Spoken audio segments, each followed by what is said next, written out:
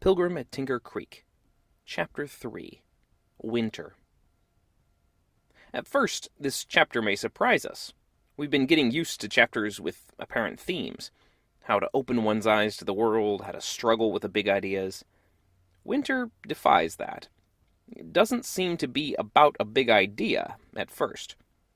Rather, it's Dillard's continued observations about the world around her as the seasons progress. And yet, within this chapter, we discover something about her structure and something about her perspective. As we mentioned before, the book is structured both in a via positiva, via negativa way, as well as in a seasonal year. Normally, when we think of the seasons, we think of the seasonal metaphor. In literature, we often reflect upon the seasons as reflecting the stages of life. Spring represents birth.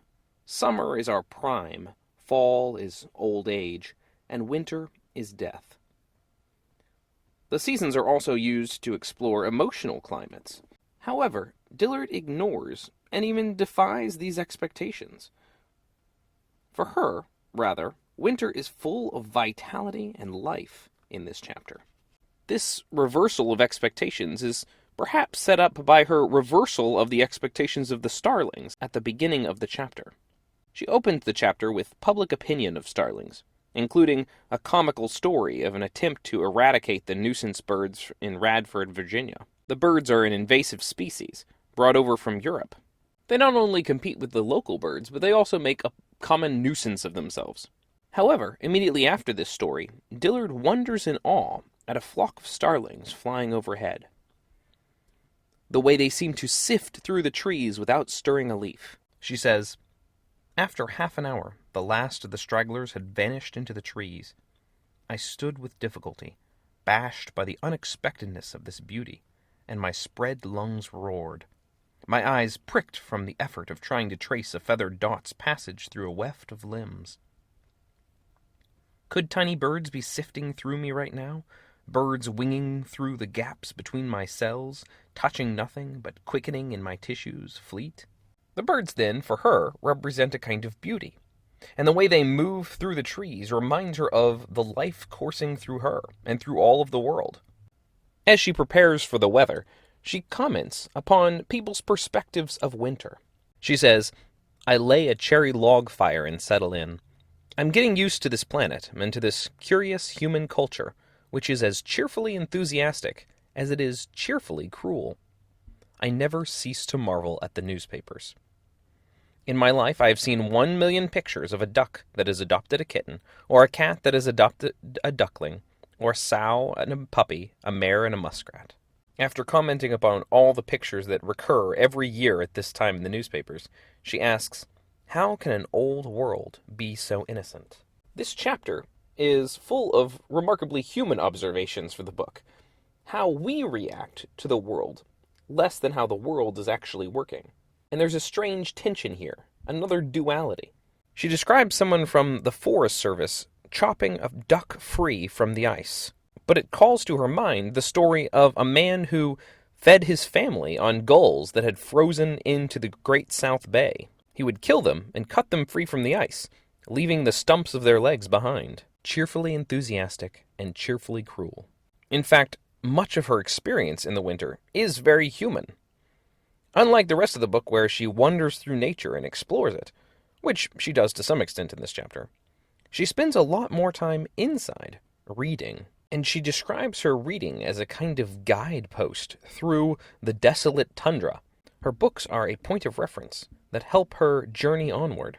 It's not a question that she asks this chapter, but how much of our understanding comes from our humanity? The stories of the starlings, the story of the gulls, both reflect more human perspective than nature. In part 2 of the chapter, she describes how it has snowed. And the snow draws out another aspect of winter, the way that it both hides and reveals at the same time.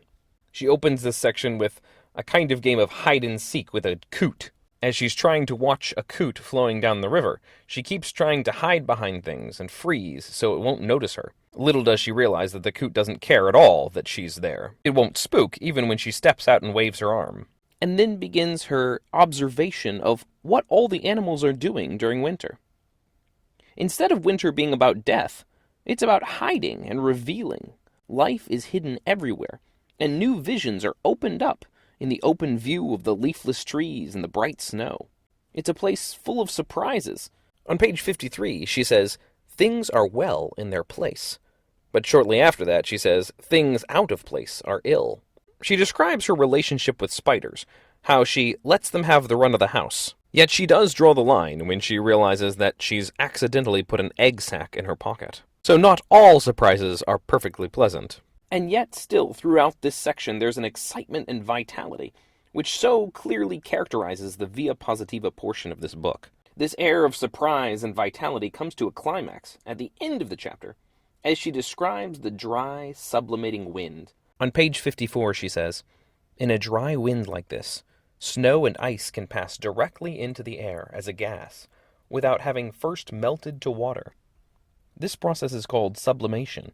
Tonight, the snow in the yard and the ice in the creek sublime. A breeze buffets my palm, held a foot from the wall. A wind like this does my breathing for me. It engenders something quick and kicking in my lungs." Pliny believed the mares of the Portuguese used to raise their tails to the wind, and turn them full against it, and so conceive that genital air instead of natural seed, in such sort as they become great withal, and quicken in their time, and bring forth foals as swift as the wind, but they live not above 3 years. Does the white mare itch in the dell in the Adams woods up the road, turn tail in this wind, and with white-lashed lidded eyes? A single cell quivers at windy embrace, it swells and splits, it bubbles into a raspberry. A dark clot starts to throb. Soon something perfect is born, something wholly new rides the wind, something fleet and fleeting I'm likely to miss. The wind is described as engendering, bringing life, even causing these horses to bring forth foals that are half-wind. This life-producing wind is a key image that she's going to explore in other places. We'll find that many of her ideas in this first half of the book will be mirrored and even reversed in the second half, as she strips everything away for the via negativa portion. Keep your eyes on that wind and the effect in the second half. But for now, the wind is a powerful image that there is meaning and life inside everything, even in winter, which we normally think of cold and dead. Not that every image in Annie Dillard is light and enthusiastic. In our next chapter, we're going to look at something a little darker. Thanks for watching, and I'll see you next time. Bye-bye.